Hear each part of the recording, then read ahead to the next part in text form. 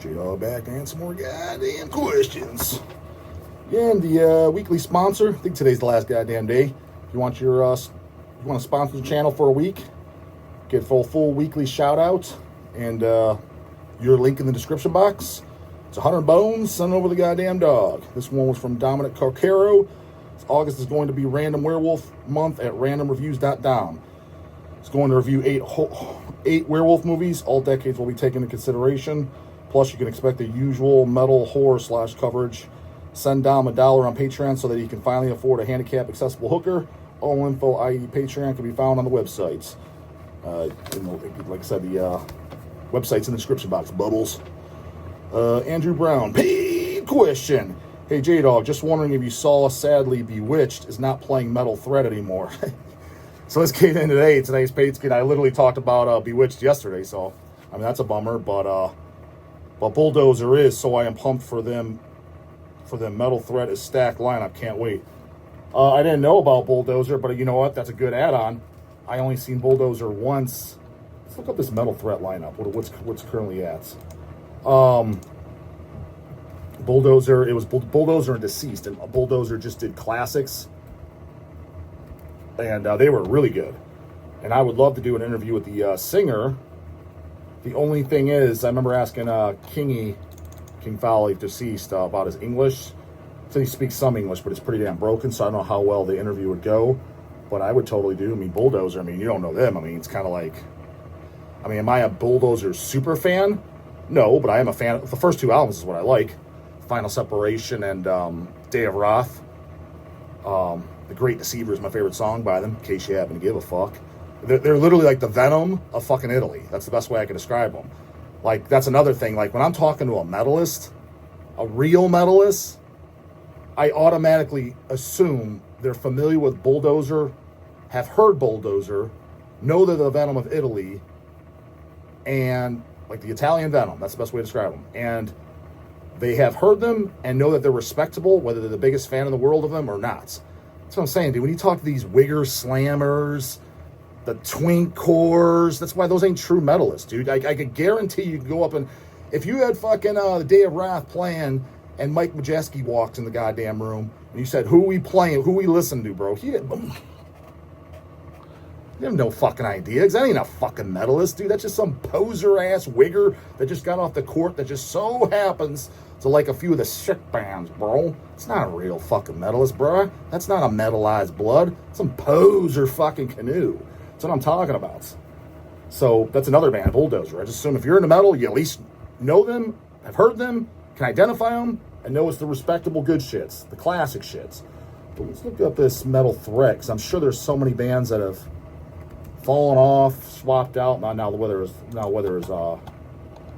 re-updated or not on the flyer. Metal Threat home. What do we got here? Sinister Master. What's this tribute to Magnus? I'm assuming it's Magnus because guys ain't getting along. I wonder how many original guys that is, like from Scarlet Slaughter and etc. That'd be cool. From what I understand, their English is extremely broken too. Destroy 660. So Bulldozer is on here. So let's see. Like, was Bewitched yanked off here? Let's see at the current site I'm looking at. But yeah, that's a bummer on Bewitched. But again, that doesn't break the goddamn deal. Oh, another band that I'm really looking forward to is Nocturnal. Dude, fucking Thrash with the Devil. That is killer as fuck EP. And their first 7-inch, too. And it's funny, and I stand corrected. Dawg corrected me on my Sauron. Check out my Sauron interview. That was one of my favorite interviews to do, to be honest with you. Had a lot of fun. Really, really cool dudes. And good-ass band. I think Sauron's playing, too. Are they on here? There's so many goddamn logos. But Nocturnal, Arrival of the Carnivore, was the first full-length by Nocturnal. And I picked it up, and I always liked the cover art. I remember not liking it, and Dawg, no, it's good. You got to go back and listen. I didn't think it sucked. I just remember being more polished, and it wasn't good as Thrash the Devil. I re-listened to it about 3 months ago. It's on the LP. I was like, oh, this is really good. Going wrong, I like the EP better, but that's a solid ass fucking thrash album. And Daniel from the head honcho, and he's in Exorcism. How many of you hoagies, you out of the loop fucking canoes? No Exorcism. That was Daniel's fucking death metal band. We put the demo out on 7-inch. Why? Dawg wanted, of course. And then when we did that, so when we were in contact with them, Craig from Crucified Mortals hit him up, and Crucified Mortals did a split with Exorcism. You guys get in the watch the Dawg and get in the loop. Holy shit, Scaroni. Hell's put that shit out years ago, way before this newbie fucking channel. Exorcism, goddammit. And then we have Daniel's other current band, Sacrifiction. They just did 1 7-inch. We have some in stock, too. Killer ass fucking shit. I showed it on... Hell, I think we had them back in the Hellcast days, and I showed them, because it's an oldie. Don't get me wrong, we only have like 30 or so left. That's a killer ass fucking death thrash band. That was Daniel's band as well. Good shit. Dawg approved. I think that's the only thing they ever did is a 7-inch. Underground shits. Demos in 7 inches. Not this fucking commercial sellout fucking radio rock. Let's do an album shit. Granted, I like albums, but I'm just saying that was the big D line. Dude, only fucking goddamn mainstream bands do albums. So that's why None Slaughter. All we did for years was demos and 7-inch. I didn't want to do no stupid album. Then I got talked into it because Kanye wanted to do it. Who do we got here? So Disaster's on here. Sargeist, Inquisition, Bulldozer, Unleashed, Horna, Hecate and Throne. You know it's a bummer on Hecate and Throne because the first 2 Hecate and Throne full lengths, I fucking love that shit. Total Cradle of Filth Worship is, I didn't realize that the singer that sounds just like Danny, he died in like a car wreck. And I didn't realize it either. It's when I was doing a little bit of goddamn research, when I thought Danny Filth was before I thought Danny Filth would duck my ass, thought he'd get an interview on the Chicago show that they did this past May. He ducked me though. I was going to ask about the Hecate and Throne, just, I was going to just dive into it, what he thought about it and shit like that. And then years later, the guy joins the band. Now he's fucking dead. I was like, oh shit, I didn't even realize that. I didn't realize he joined Cradle of Filth. Or at least one of the guys did. I'm pretty sure it was the singer.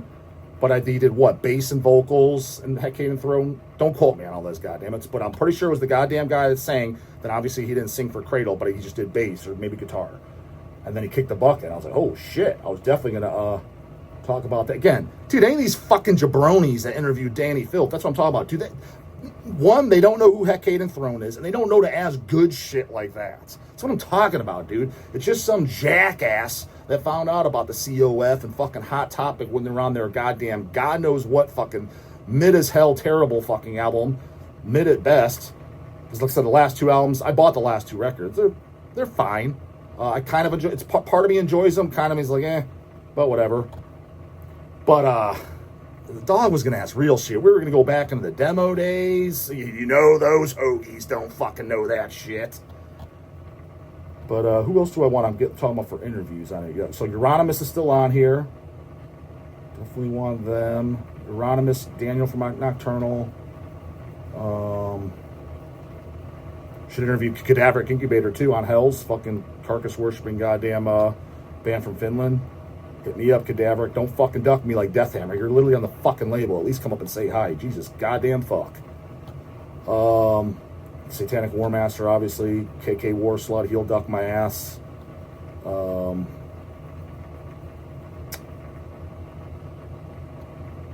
I guess that's about what I remember. There's nobody standing out that I didn't remember. White Death's point. Is that White Death's logo? I think so.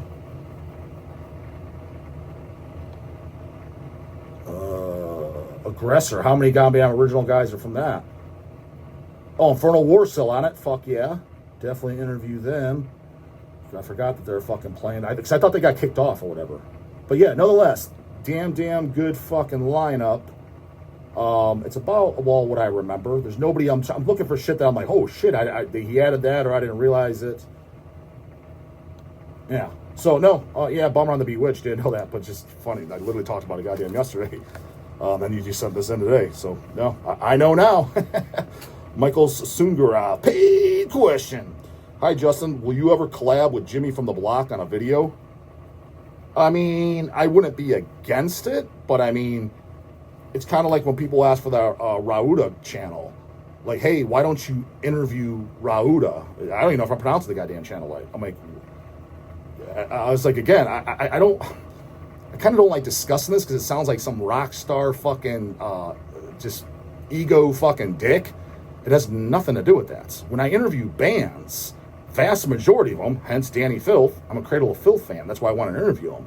Others, there's been favors, or it's a respectable band. It's on the label to advertise. Again, they're on the label, so it's advertises them or some shit like that. For me to interview a YouTuber, I don't care. I have nothing to ask you. It's nothing. They might be the coolest guy. I'd have a beer with them, but number one, I don't watch them. Number two, I don't have anything to ask a YouTuber. I don't care. You sit down, you hit record. I know it is not nothing. That's any of you could do this. I don't look at anybody on YouTube as a celebrity or anything like that. There's nothing to talk about. And me and Jimmy from the block, do we even listen to the same kind of music? We like a few of the same bands. Okay, he likes Cannibal, Suffocation, Mortician. That's obvious as shit. Okay, could he identify Bulldozer if he walked in the room? I doubt it. Let's just say that. But do I care? No, I don't give a fuck. But all I'm getting at is we pretty much don't even like the same kind of music. Like if you have all the same bands, and he's just a YouTube guy. What would I? Just like if someone would say, "Hey, would you have the Dawg on?" I would expect him to say the same thing. Kind of like, what? Talk about what? I don't like the same shit as him. He's the one who made the Justin Horrell versus Chris Barnes rap video. Yeah, I saw that, and don't get me wrong, that was funny as fuck. I definitely dug that video. That's how I first heard about him. It was Scott and I that sent it over to me. It's like, what the hell is this? It's funny as hell. And then he did Chris Barnes. He did Glenn Benton versus Varg from Burzum, and that was funny too. And then the other two videos where he got butt hurt when I did a response video to him, I watched those, and those were just super dumb. Outside that, I literally never even watched anything by the guy. So I don't know what he's doing. He could be dead or in jail or off YouTube for all I know. I don't follow him. I don't think anything good, bad, neutral about him. He doesn't exist in my world. I'm not subbed. I don't care. I'm literally not subscribed to a single fucking YouTube channel, just so you know. A metal YouTube channel, not one. I don't watch them. So yeah, I don't care. There's nothing to talk about. So, but if they wanted me on because they wanted to do an interview, like I've gone on other channels, sure, because they're asking the questions. I just got to do this, and then whatever they ask, I answer. But for me to host it and call it my channel, it'd be a lot of ums and ahs and hey, bro, how was work today? Like, I guess, yeah, what do you do for a living? I would be pulling shit out of my head. It'd be like me trying to talk to one of my aunties or uncles that I don't want to talk to. It'd have to be that forced conversation where I'd have to be pulling shit out of my ass. Thinking that weather, man, like, because I don't know what to talk about. I got nothing to talk to them about. To let you know, this on Metal Archive, some dudes were talking shit about you. Oh, okay, that's cool. So join the fucking club, dude. People talk shit about me every single day in the comments box. I just searched up your name on Metal Archives forums. A guy said, "What TF I beg is Twinkcore." He's again, dude. If he doesn't know what Twinkcore is, if he didn't get the goddamn memo, then exactly, we're not on the same page, dude. He doesn't listen to fucking Asheron. He doesn't listen to Hideous Manglius. He doesn't listen to goddamn Nunslaughter, Denial of God. He likes Suffocation and some other wigger ass fucking bands and the stupid ass Megadeths and Anthrax. Grant, I like that shit too, but I'm just saying, it's like, Jesus fuck, man. It's like, yeah, bro, I've eaten Italian food, I've had pizza. It's like, let's get the fuck out of here, man. No shit, who hasn't? It's the same equivalence. When you tell me I like Suffocation and fucking Deicide and Cannibal, man. Oh, okay, I assume my mom did too. Sounds like a homophobic slur to me. Okay. Also, the few times I checked out Justin Horrible, a.k.a. J-Dawg, a.k.a. Dead by Dog, he sounded like one of the stupidest humans to ever exist. This is what the man's saying? Oh, okay. All right. The man is a raging asshole and really rather dumb. Fuck this thread for making me discover the asinine term Twinkcore, which is the new that's gay that he tried to make catch on. What is your opinion on this? You gonna crack some skulls? I don't care. Read the comments, man. I get this shit every single day. If I offended somebody, mission accomplished. Metal is meant to be offensive. Make metal offensive again. T-shirts in the description box if you need them, homeboy. I said, also, last part of the paid ski, what are your top 5 demos of all time? I'm going to assume A Purest Fire is in there. What do you mean assume? If you watch my videos, dude, I've said it multiple times. A Purest Fire is number 1. Well, it's the number 1 slot always. It dukes it out. Look at that. Picture this on the wall. Both. God damn it. Look at that. Look at that cleanness. Corazonic Chaos Gods, A Purest Fire, and Putrefaction, Painful Death. But yeah, my 2 favorite demos of all time, interchangeable, is Putrefaction, Painful Death, Then Saturnian of Purest Fires, as far as top 5 then, you're going to definitely have to be there is the King Diamond Spider's Lullaby demo.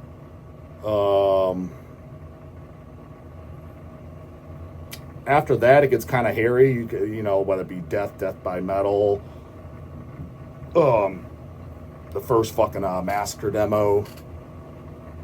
You know, Massacre with Cam fucking Lee. And I'm not talking about the South American one. You know, Death and Hell. I call it the Death and Hell demo, got me out. You know, it's funny too, because that's definitely the best thing Massacre's ever done.